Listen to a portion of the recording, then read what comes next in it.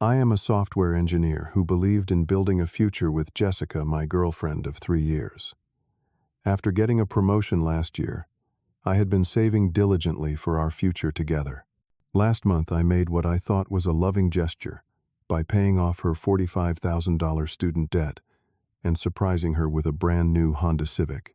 I was so excited to see her face light up when I handed her the keys.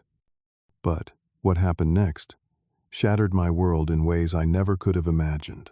Before I tell you how my entire world collapsed that evening, let me know where you are watching from and hit that like and subscribe button if you have ever gone above and beyond for someone who did not appreciate it.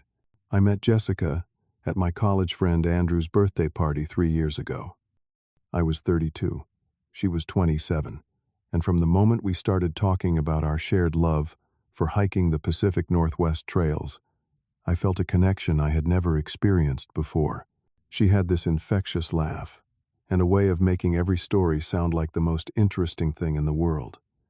We exchanged numbers that night, and by our third date, I knew she was someone special.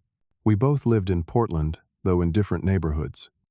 I had established myself as a software engineer at a growing tech company, while Jessica was working as a junior marketing associate at a local firm. She was ambitious and creative, always talking about campaigns she would run if given the chance. Her passion was one of the many things I loved about her. After dating for a year, we decided to move in together. It made financial sense, since my apartment was closer to both our workplaces, and emotionally, we were ready for that step. Those first few months of living together were magical. We would cook elaborate meals on Sundays, binge-watch shows, cuddled up on the couch, and plan weekend hiking trips. I truly believed I had found my person. Around that time, I received a significant promotion at work. I went from being a regular developer to a senior software engineer, which came with a substantial salary increase. I had always been good with money, living below my means and saving consistently. With the promotion, I started putting even more aside, dreaming of eventually buying a house, maybe even an engagement ring. Meanwhile, Jessica was struggling. Despite her talent, her company kept passing her over for promotions. Her student loans from her marketing degree weighed heavily on her, with monthly payments of nearly $600. On top of that, her old Toyota Corolla was constantly breaking down, costing her hundreds in repairs every few months. I could see how these financial stresses affected her. Some nights I would find her at the kitchen table, calculator in hand, trying to figure out how to make her budget work. She would put on a brave face, but I could see the worry in her eyes. She had mentioned several times that her debt felt like a prison, keeping her from pursuing better opportunities because she needed the steady paycheck. As my savings grew, I started to think about how I could help. We had never officially combined finances, but I paid the larger share of our rent and usually covered our date nights. Still, I wanted to do more.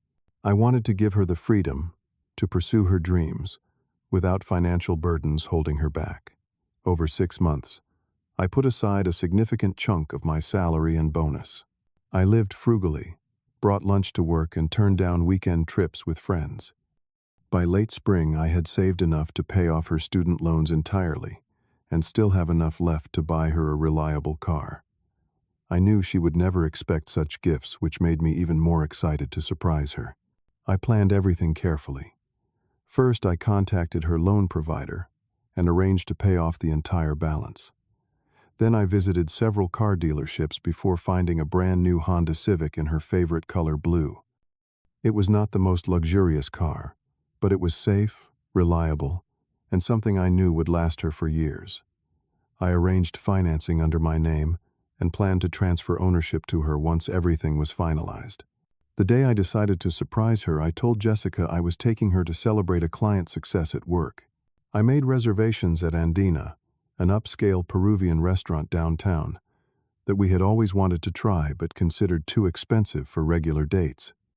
I was nervous all day, checking my pocket constantly for the small envelope containing proof of her loan payoff and the car keys wrapped in a small box. That evening, as we dressed for dinner, I remember thinking how beautiful she looked and how lucky I was to have her in my life. I imagined our future together, possibly with children, and a home in one of Portland's quieter neighborhoods. I truly believed that removing these financial burdens would bring us closer and open the door to the next chapter of our lives together. I had no idea that my act of generosity would instead open a door I never knew existed, one that would lead to the most painful experience of my life. But at that moment, driving to the restaurant with Jessica beside me, I was filled with nothing but hope and love. Looking back, there were warning signs I chose to ignore. Small moments that, when pieced together, painted a picture I did not want to see. Jessica had become increasingly critical of my wardrobe, suggesting I needed to dress more like the executives at her company. She spent more time on Instagram showing me photos of her friends vacationing in exotic locations or dining at exclusive restaurants. More than once, she had mentioned how her college friend Amanda had married a hedge fund manager and never had to worry about money again. Still, none of this prepared me for what happened at Andina that night. We were seated at a corner table, with soft lighting and a view of the bustling kitchen. Jessica looked stunning in a black dress I had not seen before. After we ordered appetizers and a bottle of wine, I could not wait any longer. I reached across the table for her hand and said, "I have something for you." I pulled out the envelope and slid it across the table. Her expression was confused as she opened it. Inside was a certificate showing her student loan balance of $45,000 had been paid in full. For a moment, she just stared at it, and I worried she did not understand. "Is this real?" she finally asked, her voice barely audible over the restaurant noise. "Yes," I said, grinning. "I paid it off last week. You are officially debt-free." Her face broke into a smile. Then the first genuine reaction. "Malcolm, I cannot believe this. That is incredible." She got up and came around the table to hug me, and I felt relief wash over me. This was the reaction I had hoped for. But as we continued our meal, something felt off. She asked several questions about how I had managed to save so much money, whether this would affect our rent payments, if I had told anyone else about this. The questions felt oddly practical, rather than emotional. "There is one more surprise," I said as we finished our entrees. I pulled out the small box with the car key inside. When she opened it, she looked more confused than excited. "What is this for?" "Come outside with me," I said, paying the bill quickly. I led her to the parking lot where the new blue Honda Civic sat with a small bow on the hood. "Your car troubles are over too." She walked around the vehicle, slowly running her hand along its surface. I expected squeals of delight, or maybe tears of joy. Instead, she turned to me with a measured smile. "It is just a Honda, not even a luxury brand." The comment stung, but I brushed it off. "It is reliable, great on gas, and has all the latest safety features. Plus, it is brand new, so you will not have to worry about repairs for a long time." "Right," she nodded, but her enthusiasm seemed forced. "It is very practical." "Thank you." The drive home in her new car was oddly silent. I tried to fill the space with chatter about the car's features, but her responses were minimal. I told myself she was just overwhelmed by the magnitude of the gifts. That night, as she slept soundly beside me, I lay awake, wondering why the evening I had imagined for months had fallen so flat. The next morning, Jessica kissed me on the cheek before leaving for work in her new car. "Thank you again for everything," she said, but something in her tone felt perfunctory, like thanking a distant relative for a Christmas gift you did not really want. Over the next 2 weeks, I noticed subtle changes. Jessica started staying later at work, sometimes not coming home until after I had already gone to bed. She became protective of her phone, always keeping it face down, or taking it with her even to shower. New clothes appeared in her closet, designer brands I knew she could not afford on her salary. I tried to rekindle the connection between us. I planned a weekend hike to our favorite trail, but she claimed to be too tired. I cooked her favorite meals, but she often said she had already eaten at work. When I suggested a movie night like we used to have, she said she needed to catch up on work emails. One night, while Jessica was out at what she called a work event, I found myself scrolling through Instagram. A mutual friend had tagged her in photos from a club downtown. She was dressed in a way I had never seen, surrounded by people I did not recognize. The timestamp showed it was from a night she had told me she was working late. When she returned home that night, I confronted her about the photos. "I thought you were working late on Tuesday." She shrugged, kicking off her heels. "It was a last-minute thing with coworkers. Not a big deal. You could have told me. I was waiting with dinner." She sighed, as if I was being unreasonable. "Now that I am debt-free with reliable transportation, I am trying to network more. Build my personal brand. I need to level up my career."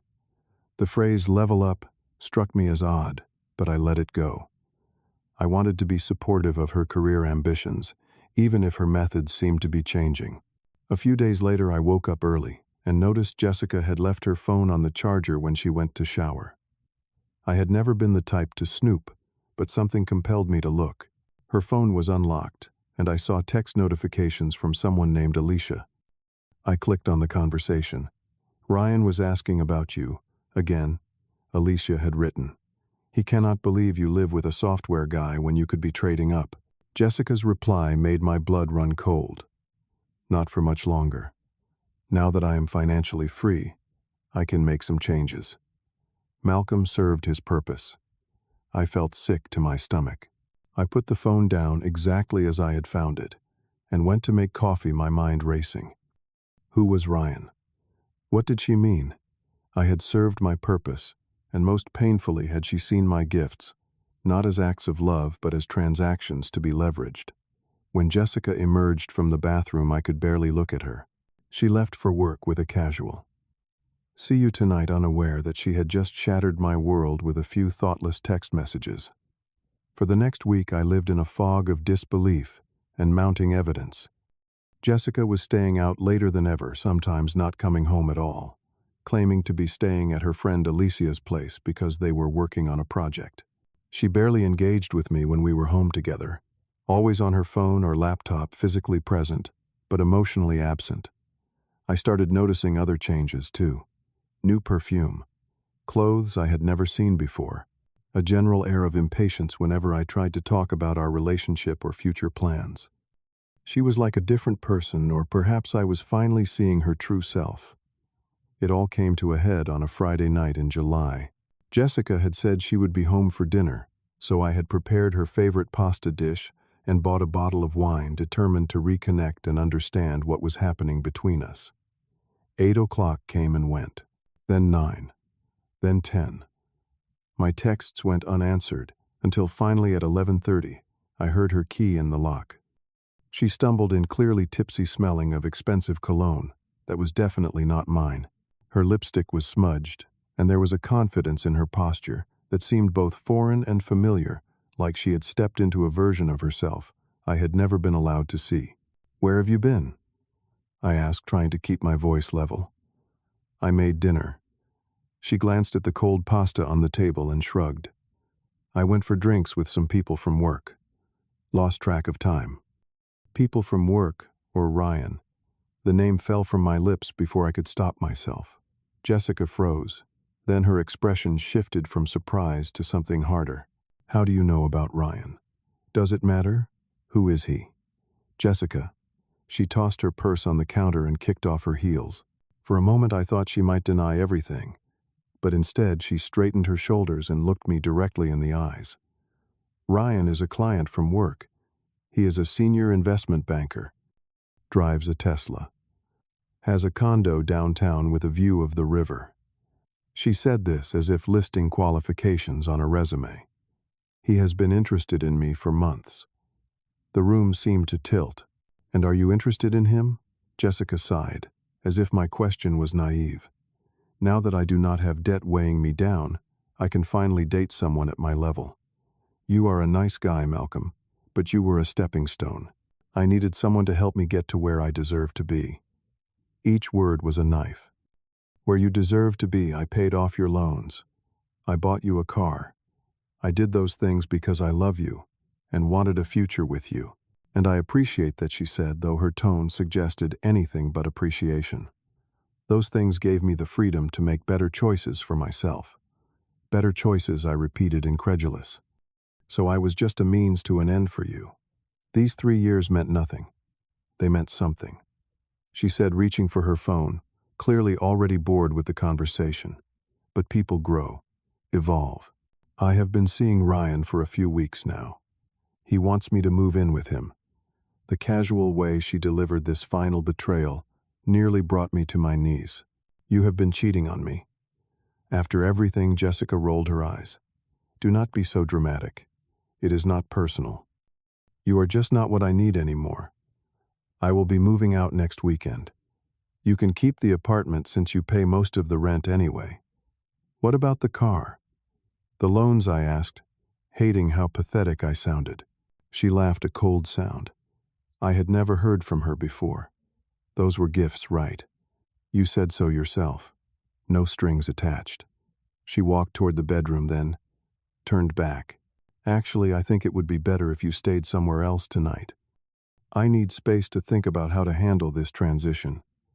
I stood there stunned.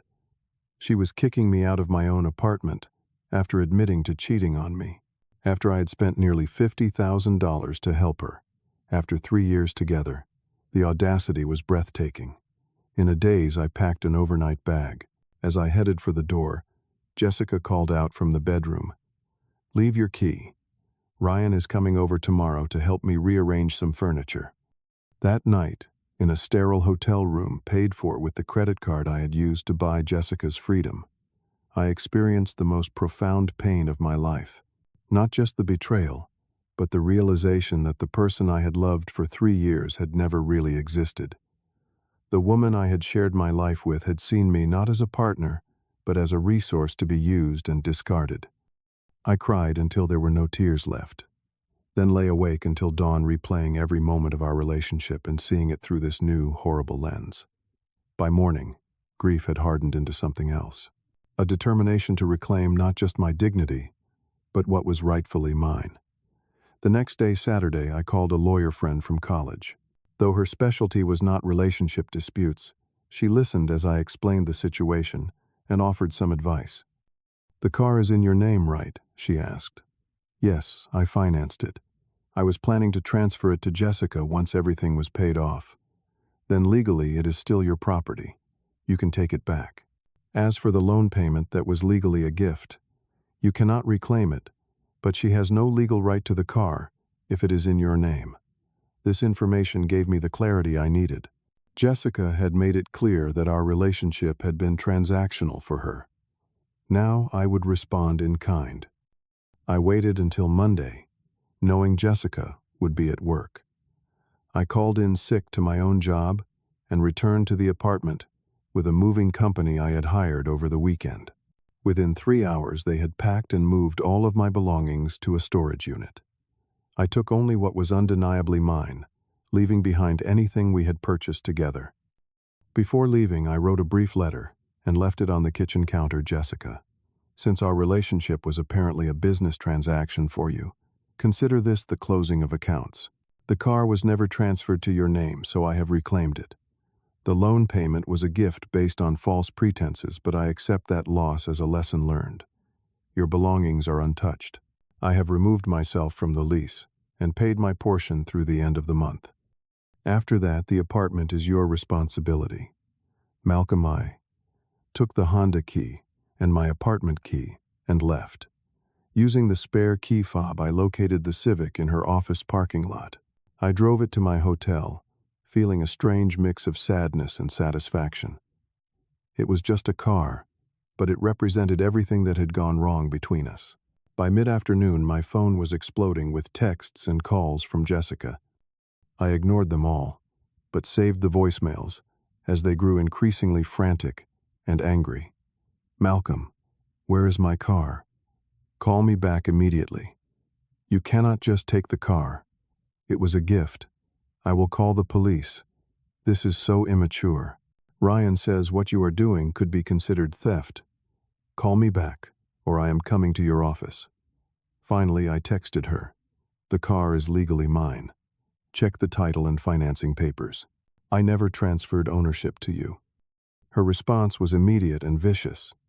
"You manipulative jerk. You buy me things, then take them back when I do not do what you want. This is why I am leaving you for Ryan. He would never be so petty." I did not respond further. That evening, I met with my landlord and explained the situation without going into personal details. He was understanding and agreed to remove me from the lease with 30 days' notice. I paid the remaining portion and officially ended my obligation to the apartment. 2 days later, Jessica showed up at my office. The receptionist called to warn me, and I stepped into the lobby to find her looking disheveled and angry. "You need to give me back my car," she demanded loud enough for everyone to hear. "It is not your car, Jessica. It is in my name. I paid for it. I am still making payments on it. You bought it for me. Everyone knows that. You are just being vindictive because I found someone better." I kept my voice calm and even. The car and the debt payment were investments in our future together. Since that future does not exist, neither does my investment. Please do not come to my workplace again. You will regret this, she hissed before turning on her heel. Ryan is having his lawyer contact you. No lawyer ever did. I suspect when Ryan, if he was even real, learned the full story, he advised Jessica to let it go, since she had no legal claim to the vehicle. In the weeks that followed, I sold the Honda. I could not stand looking at it knowing what it represented.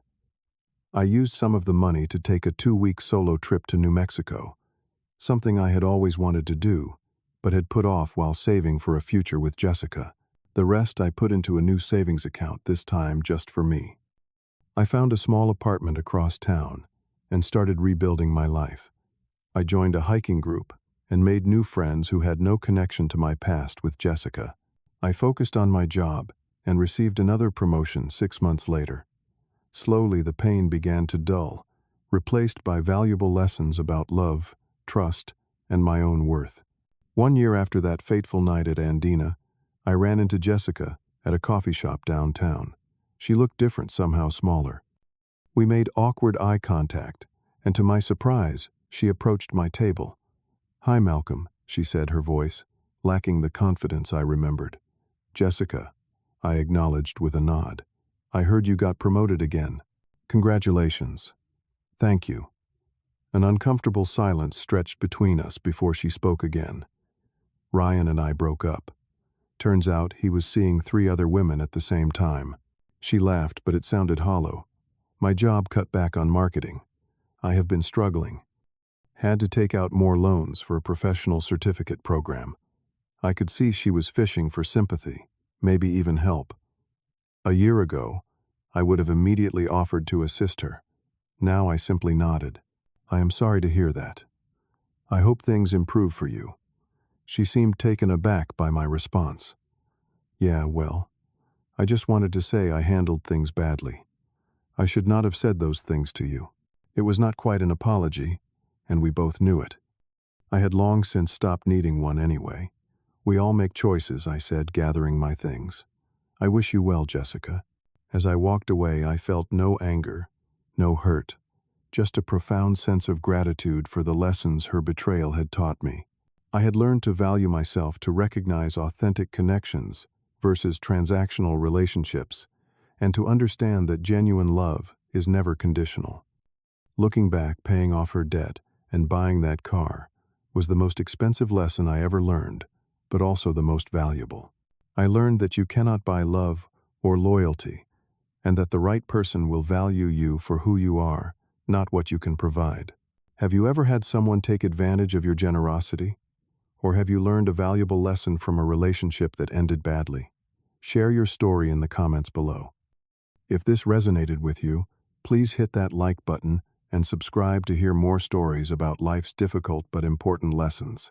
And if you know someone who might be in a one-sided relationship, share this video with them. Thank you for listening to my story. Remember, the right people will value you for who you are, not what you can give them.